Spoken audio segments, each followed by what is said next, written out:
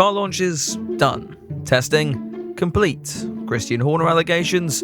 Who the knows at this point, but F1 is back in 2024 and I could not be happier. Hey there guys, I'm Will, welcome to FP1 and the comedy review. Back to its best in 2024 and ready for yet another season of Max Verstappen domination. It's been 97 days since last season wound up in Abu Dhabi and quite a lot has happened, so let's not waste any more time and dive into the comedy review. It's the 2024 Bahrain Grand Prix.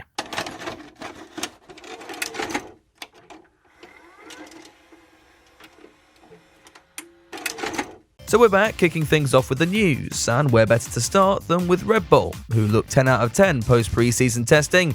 Christian Horner's dick pics, less so. Let's just begin by slapping a big fat allegedly on these supposed rumours of controlling behaviour. As things stand right now, we have to take the findings of Red Bull's internal investigation at face value. And besides, half of the images I've seen on Twitter look about as real as Cardi B's plastic face. If you haven't got a clue what I'm on about, 24 hours after Horner was cleared of all wrongdoing, a Google Drive was supposedly sent to a number of journalists and top brass in the sport, detailing alleged evidence related to Horner's case. Cue Twitter having an ultimate meltdown and a number of posts claiming to be in possession of this phantom dossier. Now I like to think I'm smart enough not to take a post from that platform seriously until we have confirmation from someone more official. So with that said, I'm just gonna shut the f up now so not to get in any more trouble. But I don't think we've heard the end of this.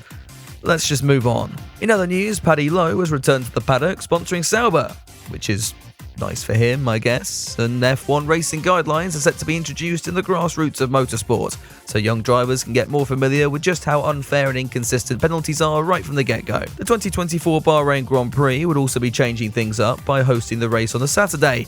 This is all because of Ramadan affecting next week's round in Saudi Arabia, and I'm sure you're all expecting a joke here, but this is due to religion.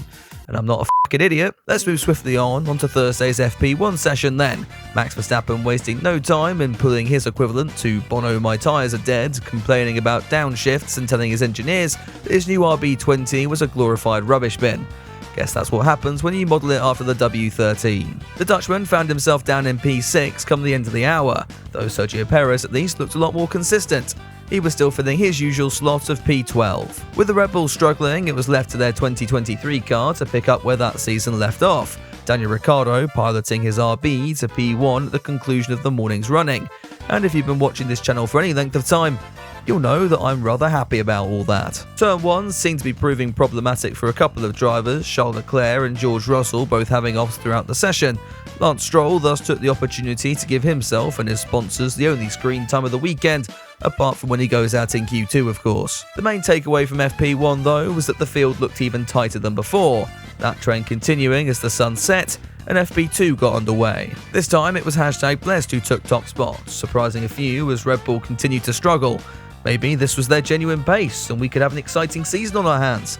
Or maybe I'm recording this after qualifying and I want to shoot myself in the head. Or maybe I'm re-recording this after FOM me in the arse and I know they're about to win 7 of the first 10 races. So while Red Bull were putting on their best Ferrari impression, the real Scuderia was showing us just how it's really done. The SF24's rear end about as loose as my arsehole after an Indian takeaway. Charles Leclerc was busy moaning about an Aston Martin and a Williams driver. I wonder who they might be. Anyway, since there wasn't much else going on in FP2, I thought we might as well pause to discuss F1's new title sequence. The intro got quite a lot of attention in 2023, aptly showing us Charles' mental state and George Russell's Chad energy. So what were the takeaways in 2024's rendition? Well, you've got Pierre Gasly taking on the role of your Deliveroo driver at your Ring doorbell, Lance Stroll looking down at his place in the driver's standings, and every driver seemingly shot from the POV of Yuki Tsunoda. Lewis Hamilton also pulls his Jos Verstappen at the go-kart track impression, and we only get a brief glimpse of Perez and Ricciardo, so this can be easily re-edited 4 rounds into the season. Right, that's padded enough time, let's get into Saturday. Friday. FP3 would see yet another new driver and team on the top of the table. Carlos Sainz finding some form and showing Ferrari what they'll be missing in 12 months' time. His old team McLaren were looking rather good as well, testing placing them a tad further back than they were hoping initially. Haas also looked impressive, which feels like a very odd sentence to say, doesn't it? The American squad spent the winter telling us just how slow they expected to be at the start of 2024, but it seems even they underestimated just how f***ed Alpine were. All of a sudden, that Deliveroo joke takes on a whole new meaning. The French outfit have gone with a new design philosophy this year, with the aim to move up the grid throughout 2024. That should be rather easy actually, given you can't get any worse than P19 and P20 come qualifying. For a while in Q1, it looked as if FP2 pace sitter Hamilton may join them in the drop zone as well, but the Briton was able to muster a final effort good enough to progress into Q2. The same can't be said of Williams' Logan Sargent, but are we really surprised at that one, being honest? The two Asda F1 team cars of Bottas and Zhou would round out those eliminated in the first session, and with the 15 more relevant drivers powering through, we got ready for Q2. Mercedes came into this session claiming they had actively made their cars' quali pace worse in order to benefit in Saturday's Grand Prix, though leaving the cars to scrape through Q2 probably wasn't the run plan. The big shock for once wasn't a driver heading out, but a driver getting in, as Haas continued their strong form with Hülkenberg slipping into the top 10 shootout. That meant one of the top 5 team's drivers wouldn't be able to cut the mustard, and to no one's surprise, that was Lance Stroll. All that leaves us with then is Q3, and Verstappen to finally cut the act and go fastest by 3 millennia.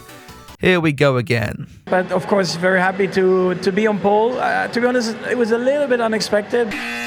Admittedly, Ferrari's Charles Leclerc actually got rather close after the first set of runs, only to quote lose rhythm and have to settle with second.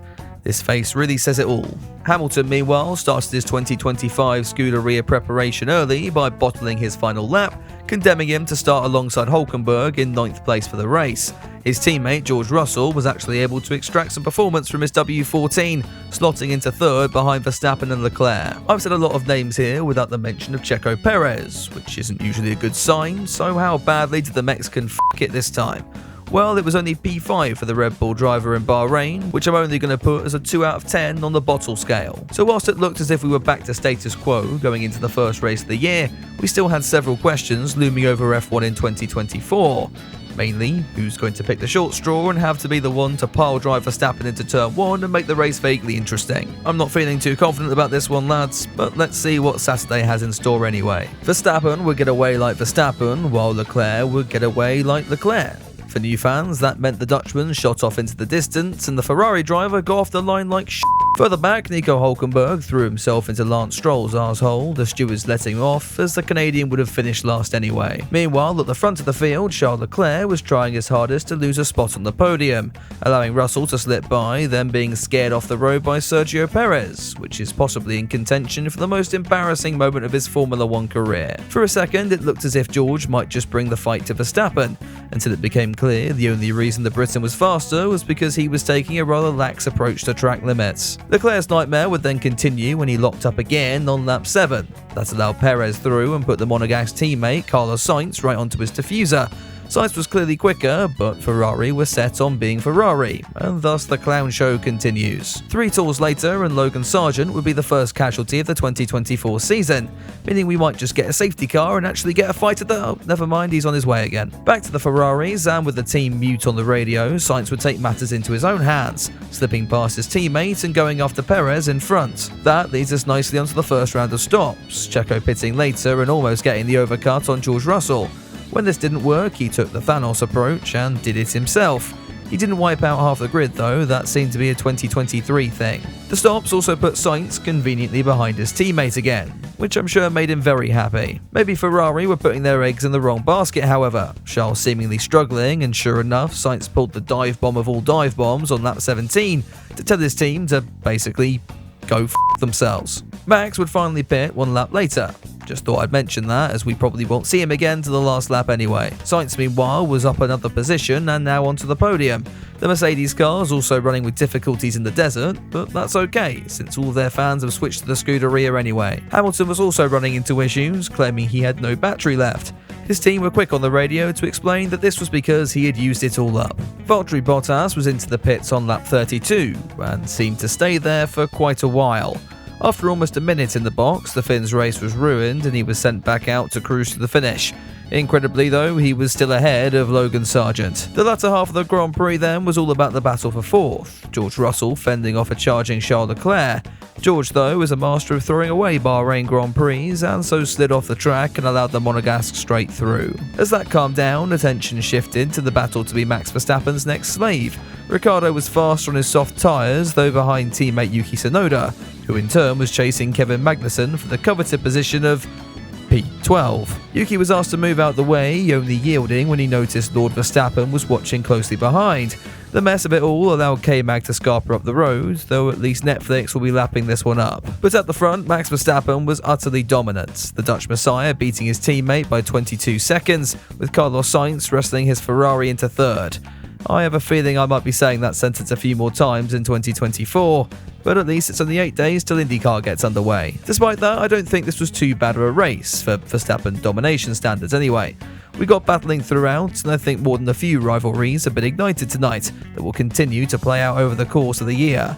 What do you think though? Let me know down in the comments below, and you for the comedy review in 2024, head over to my community page to vote in the poll and give me even more of your precious engagement. Next week we're off to Saudi Arabia, but I'll have a video out tomorrow in its usual Sunday slot anyway, so make sure you like this one and get subscribed for all of that. A huge thank you to the patrons and channel members who have kept me alive over the winter. They get early access to my videos, including a few sneak previews now of the comedy review. So if you're interested in that or just want to give me some money, then head down to the links in the description down below. I'll be back very soon with another video, but until then, have a good one.